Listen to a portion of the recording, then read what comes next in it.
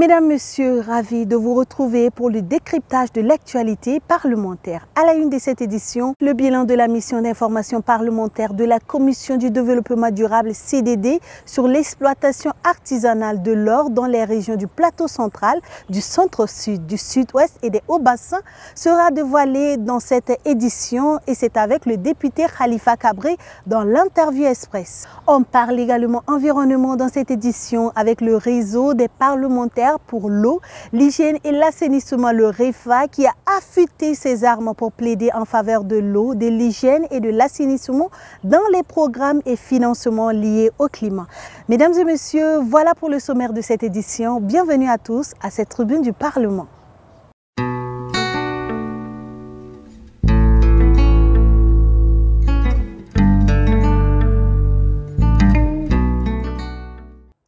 Toujours dans le volet de l'actualité parlementaire, le réseau des parlementaires pour l'eau, l'hygiène et l'assainissement, le REFA, mobilise ses députés pour sensibiliser aux enjeux liés au changement climatique et à son impact sur l'eau, l'hygiène et l'assainissement. C'était lors d'un atelier d'information qui a eu lieu à Ouagadougou. Cette rencontre, organisée en collaboration avec l'organisation WaterAid et le ministère en charge de l'environnement, vise à outiller et renforcer les compétences des parlementaires du REFA en matière de plaidoyer pour une prise en compte accrue de ces enjeux dans les politiques et financements climatiques. Idrissa Warga et Chloïmé Alain Koulibaly.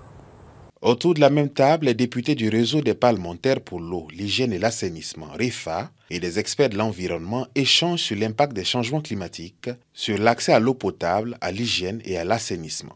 De quoi susciter l'implication des députés dans le plaidoyer pour la priorisation des composantes eau, hygiène et assainissement dans les programmes et financements climatiques. À l'issue de cet atelier, nous attendons d'avoir toutes les informations nécessaires sur le changement climatique en global dans le monde et en particulier au Burkina Faso. Et surtout faire le lien avec l'accès à l'eau potable, hygiène et assainissement que nous pourrons dégager en tant que décideurs, dégager des pistes de solutions ensemble pour pouvoir éradiquer ce mal au Burkina. L'Assemblée de transition qui, bien sûr, est un acteur clé dans le dispositif institutionnel du Burkina, doit d'abord être en première ligne pour d'abord cerner la problématique des changements climatiques et pouvoir donc aider, accompagner le gouvernement dans la définition des politiques adéquates qui vont donc contribuer à mieux lutter contre les changements climatiques et préparer les communautés pour une résilience ou l'adaptation des politiques de développement en la matière. Cette rencontre se tient sur 2 jours, avec au programme des communications et des séances de travail assorties de recommandations et un programme d'action en faveur de la lutte contre les effets du changement climatique au Burkina Faso. Changeons d'atmosphère et faisons place au rire et au jeu des enfants du personnel de l'administration parlementaire qui nous offre un moment de tendresse et de gaieté. Ils se sont retrouvés pour une sortie touristique organisée le 28 mars dernier par la mutuelle du personnel administratif de l'Assemblée nationale, la MUPAN. En organisant cette sortie, la MUPAN dit s'inscrire dans la dynamique des journées nationales d'engagement patriotique et de participation citoyenne. L'ambiance en son et en image dans cet élément de Anatole Nakolma et de Alizeta Nakanabo Kwanda. Ils étaient plus d'une 60aine d'enfants à prendre part à cette virée touristique au parc animalier de Ziaré et au site de sculpture sur granit de Laongo. L'enthousiasme et le bonheur étaient au rendez-vous. Je suis plutôt satisfait. J'ai pu observer beaucoup d'animaux que je n'ai jamais vus. Par exemple des lions, des hippopotames, des autruches. C'était assez agréable. Je dis merci aux organisateurs de m'avoir expliqué tout ce qui se passe au site. Pour le président de la mutuelle du personnel administratif de l'Assemblée nationale, la MUPAN, l'idée derrière une telle activité n'est rien d'autre que l'appel au niveau national à l'engagement patriotique. En agissant par les enfants, en amenant ces enfants-là à découvrir et aimer le patrimoine culturel national, c'est déjà contribuer à cet engagement patriotique-là. Aussi, il faut retenir que la MUPAN, dans ses objectifs essentiels, se donne l'effort de contribuer au bien-être des membres et des familles de ses membres.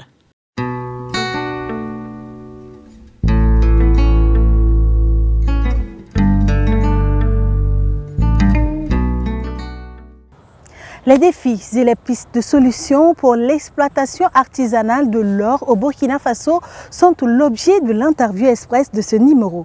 L'honorable Khalifa Kabri, membre de la Commission du développement durable, la CDD, partage les conclusions de la mission d'information parlementaire sur l'exploitation artisanale de l'or dans les régions du plateau central, du centre-sud, du sud-ouest et des hauts-bassins menée par sa commission du 1er au 14 avril 2024. Et c'est au micro de Salimata Gaïla Baro.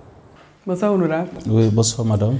La commission du développement durable CDD a initié une mission d'information sur l'exploitation artisanale de l'or.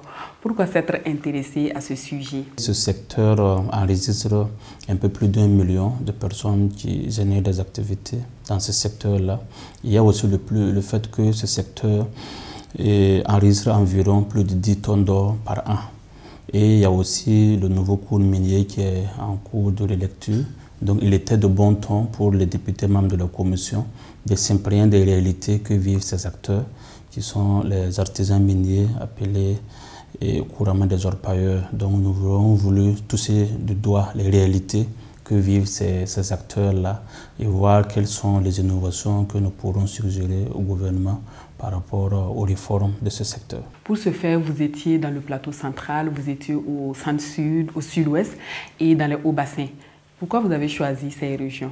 Dans ces différents sites d'exploitation, il y a des conflits entre les différents acteurs. Donc pour nous, il était question d'aller comprendre un peu les difficultés que vivent ces acteurs-là. Au terme de la mission, quel bilan est-ce que vous faites? Est-ce que la commission a été bien éclairée? La commission a été bien éclairée, j'allais même dire très bien éclairée, parce que nous sommes dans le compte des difficultés que ces acteurs vivent.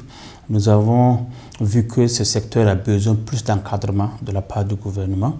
Nous avons vu les difficultés qu'il rencontre en termes de conflits entre les artisans miniers et les propriétaires terriens.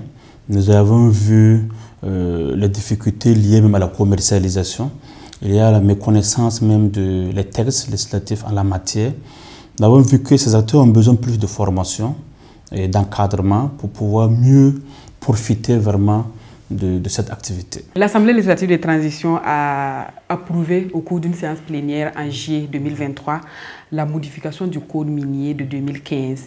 Après cette mission d'information, y a-t-il d'autres difficultés que vous avez pu identifier sur le terrain qui mériteraient une attention particulière de la part du gouvernement?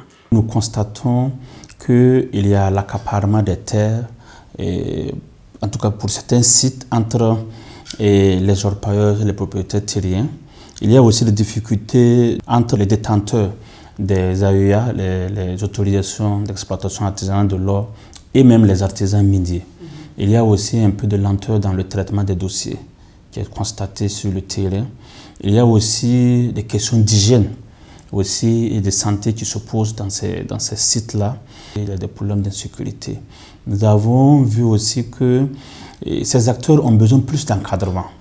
Ils sont souvent de bonne foi, mais par méconnaissance des textes qui existent, ça fait qu'ils sont ouverts, mais ils n'arrivent pas vraiment à respecter la législation en la matière. Donc, ces acteurs ont besoin plus d'encadrement de la part du gouvernement, qu'il y ait beaucoup plus d'attention au regard de ce que ce secteur-là enregistre chaque année en termes de ressources et en termes aussi de quantité d'or. Nous estimons qu'il est très bien que le gouvernement puisse accorder beaucoup plus d'attention en modernisant un peu ce secteur, mais aussi en responsabilisant les acteurs eux-mêmes, c'est-à-dire les artisans eux-mêmes, à pouvoir exploiter de façon responsable et citoyenne ces différents sites dont ils sont en charge. C'est fini la mission, qu'est-ce qui sera fait? Nous avons produit un rapport et dans ce rapport, il y a des recommandations qui sont sorties, des recommandations à l'endroit du gouvernement, mais aussi à l'endroit de ces acteurs. Nous attendons le nouveau, en tout cas la relecture du cours minier qui est en cours pour pouvoir interpeller le gouvernement sur les réalités que nous avons vues sur le terrain et sur les actions innovantes que nous estimons que le gouvernement doit prendre ça en charge, doit tenir compte de ces aspects-là pour apporter des solutions, comme je l'ai dit, en termes d'encadrement, en termes d'implication des acteurs, et en termes même de valorisation même du métier d'artisan minier. Merci, honorable. Merci beaucoup, madame.